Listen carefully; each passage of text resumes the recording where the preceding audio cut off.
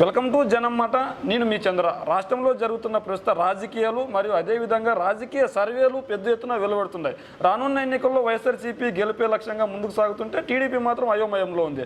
ఇదే నేపథ్యంలో సర్వే సంస్థలన్నీ వైఎస్ఆర్సీపీదే అధికారం అని మళ్ళీ చెప్తున్నాయి. అయితే ఈ సర్వే సంస్థలన్నీ జగన్మోహన్ రెడ్డి గారు ఫండింగ్ చేసి తనకు అనుకూలంగా చెప్పించుకుంటున్నారంటూ టీడీపీ నాయకులు ప్రచారం చేస్తున్నారు. మరి ఇదే ప్రచారం గురించి మనతో పాటు మాట్లాడడానికి వైఎస్ఆర్సీపీ స్టేట్ జాయింట్ మహిళా సెక్రటరీ రోజా రాణి గారు మనతో పాటు ఉన్నారు. మేడం నమస్తే. మేడం నిన్న ఒక సర్వే సంస్థ, ఈరోజు ఒక సర్వే సంస్థ బయటకు వచ్చింది. ఈ సర్వే సంస్థ ఏదొచ్చినా కూడా వైఎస్ఆర్సీపీకి అధికారం రాబోతుందని చెప్తున్నాయి. అయితే వైఎస్ఆర్సీపీకి అధికారం రావట్లేదు. కేవలం వైఎస్ఆర్సీపీ నాయకులు వాళ్ళ ప్రచారం కోసం డబ్బులు ఇచ్చి పెయిడ్ సర్వేలని చేయించుకుంటున్నారంటూ టీడీపీ వాళ్ళు ప్రచారం చేస్తున్నారు. మరి నిజం ఎంత మేడం? ఇందులో ప్రచారం చేయకపోతే అది ఒక వార్త, కానీ ప్రచారం చేస్తే అది వార్తే కాదండి. ఎందుకంటే టీడీపీకి ఉన్నటువంటి పబ్లిసిటీ స్టంట్ ఈ రాష్ట్రంలోనే కాదు దేశంలోనే ఎవరికీ లేదు. ఆ విషయం అందరికీ తెలుసు. పెయిడ్ చేసి మరి మేము పెయిడ్ ఆర్టిస్టులను పెట్టేసి మేము పబ్లిసిటీ చేయించుకోవాల్సిన అవసరం లేదు. గత 4.5 సంవత్సరాలుగా దగ్గర 5 సంవత్సరాలుగా రాష్ట్ర అభివృద్ధి ఎలా జరుగుతుంది, పరిపాలన ఎలా జరుగుతుంది రాష్ట్రంలో ఉన్న అందరికీ తెలుసండి. కాబట్టి ఏంటంటే సర్వేలు అనేవి అది వాళ్ళ జాబ్ అండి. వాళ్ళ జాబ్. సర్వేలు రకరకాలుగా వాళ్ళ వేలో వాళ్ళు చేసుకుంటూ ఉంటారు. వాళ్ళ ప్రొఫెషన్ అది. కాబట్టి ఏంటంటే సర్వేలు ఒక్కొక్కళ్ళు ఒక్కో రకం. కొంతమంది 120 సీట్లు అంటారు, కొంతమంది 115 సీట్లు అంటారు, కొంతమంది 150 సీట్లు అంటారు. వాట్ ఎవర్ ఇట్ ఈస్, వాళ్ళు ఇచ్చేది వాళ్ళు ఇస్తారు. బట్ మాకున్న కాన్ఫిడెన్స్ మాది. బట్ మేమందరం కూడా వీఆర్ ఆల్ వర్కింగ్ ఫర్ 175. మా టార్గెట్ 175 కాబట్టి మేము వర్క్ చేస్తుంది అయితే దానికోసం వర్క్ చేస్తా ఉన్నాం. మేడం మీరేమో 175 వస్తాయని చెప్తున్నారు. సర్వే సంస్థలు ఏమో 110 నుంచి 120 మాత్రమే వస్తాయని చెప్తున్నారు కదా. మీరే అన్నారు కదా పెయిడ్ ఆర్టిస్ట్ లాగా మీరు పేమెంట్ ఇచ్చి మరీ చెప్పించుకుంటున్నారు. టీడీపీ వాళ్ళు కామెంట్ చేస్తున్నారు అని అన్నారు. కాబట్టి ఏంటంటే ఇప్పుడు కామెంట్ చేసే వాళ్ళు ఇవాళ వాళ్ళు టీడీపీ వాళ్ళకి ఇస్తారు కదా. ఇవాళ ఇలా చెప్పు, రేపు ఇలా చెప్పు, డే ఆఫ్టర్ టుమారో అలా చెప్పు. అంటే ఏంటంటే జనాల్లో ఒక డైవర్షన్ కోసం అటు మౌత్ పబ్లిసిటీ కోసం ఒక టీముని దింపారు. అలాగే ఆల్రెడీ పచ్చ పత్రికలు, పచ్చ ఛానళ్ళు వర్క్ చేస్తూ ఉన్నాయి. చివరికి ఈ సర్వేలను కూడా దింపారనమాట.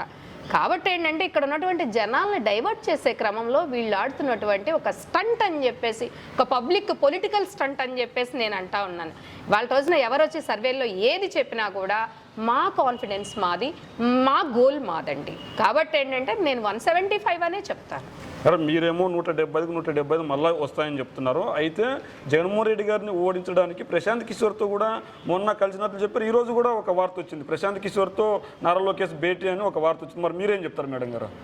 ఇవన్నీ కూడా నెగిటివ్ అండి. ఎందుకంటే నేను క్లియర్ కట్గా నిన్నే నేను ప్రశాంత్ కిషోర్ గారిది ఇంటర్వ్యూ కూడా చూశాను. రాత్రి ఆయన మాట్లాడుతూ కూడా ఏం చెప్తున్నారంటే, నేను సర్వేలకి బాయ్ చెప్పేశాను, నేను పొలిటికల్లో దిగాను కాబట్టి ఈ సర్వేలు ఇవన్నీ కూడా అసలు నాకు అనవసరం, అవన్నీ నేను ఇన్వాల్వ్ అవ్వాలనుకోవట్లేదని క్లియర్ కట్గా ఆయన కుండ బద్దలు కొట్టి మరీ చెప్పారండి.